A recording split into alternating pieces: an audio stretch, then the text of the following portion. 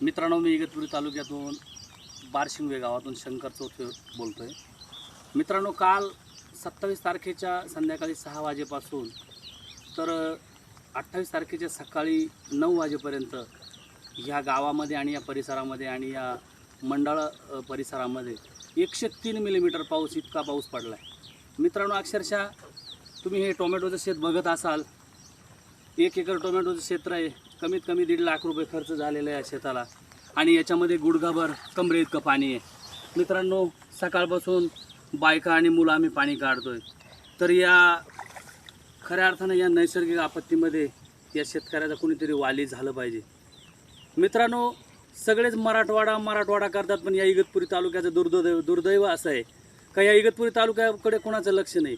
ना आमदार, ना खासदार, ना मंत्री, कोणाचंही लक्ष नाही. परंतु मित्रांनो, नुसतं मराठवाडा आणि विदर्भ आणि उत्तर महाराष्ट्र जर आपण म्हटलं तिकडेच भाजीपाला पीक आहे, शेतीचं नुकसान आहे. पण या खऱ्या अर्थाने या इगतपुरी तालुक्याच्या बऱ्याचशा मंडळामध्ये इतका पाऊस पडला आहे. रात्री प्रमाणाच्या बाहेर 103 ते 150 मिलीमीटरपर्यंत पावसाची नोंद झालेली आहे.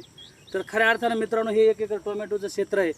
पुढे तिकडे 1 एकर झेंडूट जमीनदोस्त झालेला आहे. मित्रांनो, ते पण मी तुम्हाला दाखवतो. तर अशा पद्धतीने ह्या इगतपुरी तालुक्यामध्ये जे अभूतपूर्व संकट कोसळलेलं आहे, तर या संकटाकडे शासनाचं पूर्ण लक्ष गेलं पाहिजे. यासाठी लोकप्रतिनिधींनी अतिशय प्रत्येक ठिकाणी पंचनामे करण्याची, मदत करण्याची जी आम्हाला आवश्यकता आहे ती केली पाहिजे.